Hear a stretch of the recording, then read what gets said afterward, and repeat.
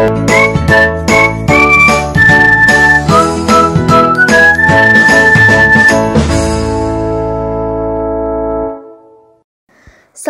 datang kembali di Sabe Update.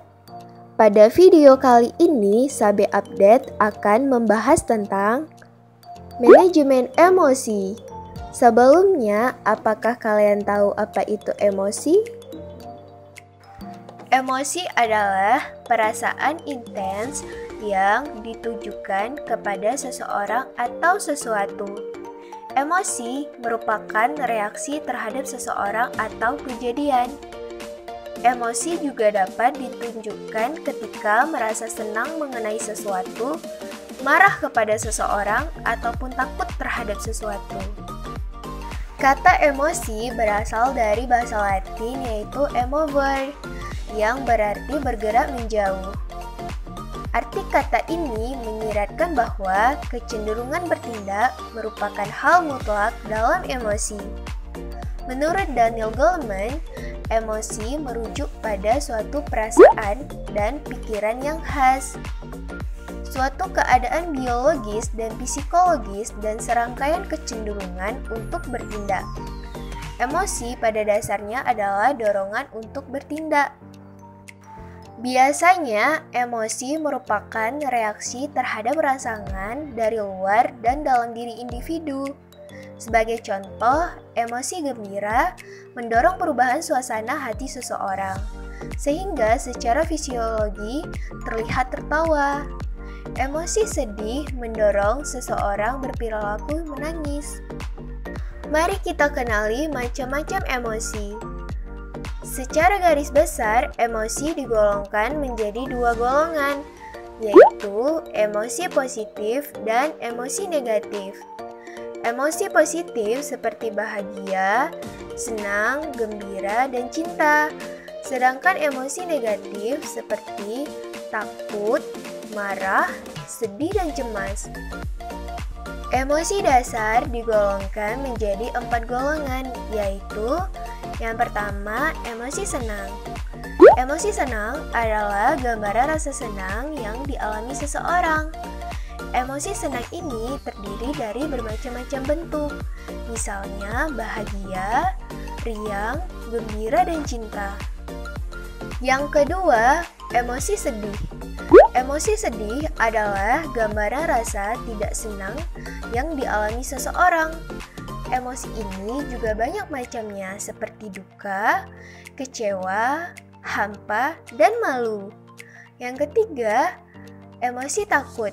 Emosi takut artinya gambaran rasa tidak senang yang dialami oleh seseorang, baik terhadap objek dari luar diri maupun dalam diri orang tersebut.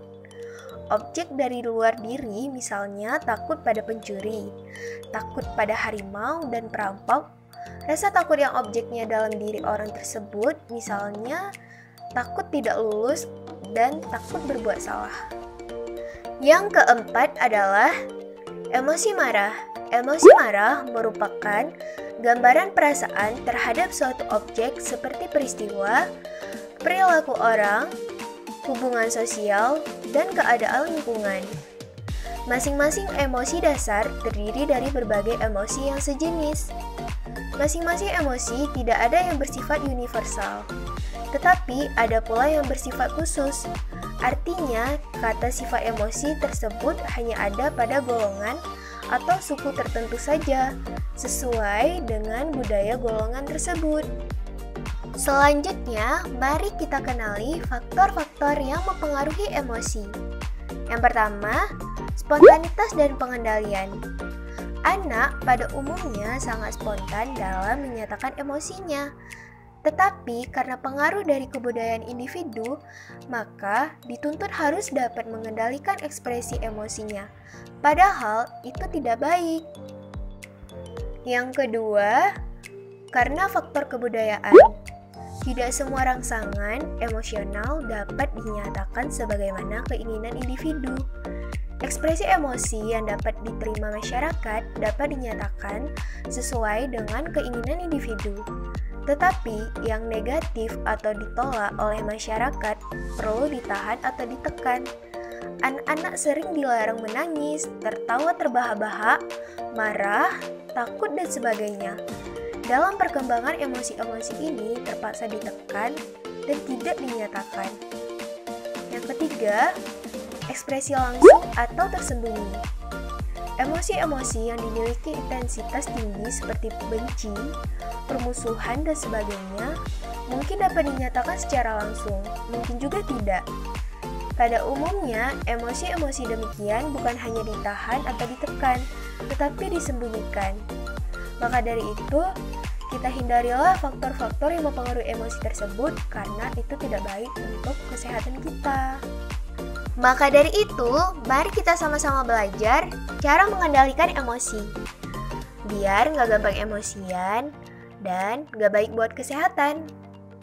Cara mengendalikan emosi yang paling mudah diawali dengan buang pikiran buruk terhadap sesuatu, mengubah sudut pandang, mencoba diam, jangan terburu-buru, berusaha memberikan emosi positif, menenangkan diri, mencoba untuk berlapang dada, mencoba untuk mengalah, mencoba untuk tersenyum, menceritakan masalah pada orang terpercaya, introspeksi diri, menyibukkan diri dengan hobi, berolahraga, membaca, dan mempelajari hal-hal baru. Terlepas dari itu semua, kita sadari bahwa pentingnya edukasi tentang menjaga emosi, biar nggak gampang terhasut dan terbawa emosional. Sampai di sini aja pembahasan kita. Dan dukung terus channel Sabi Update dengan cara menekan tombol like, comment, share, and subscribe agar kami terus semangat untuk membuat video-video selanjutnya. Terima kasih.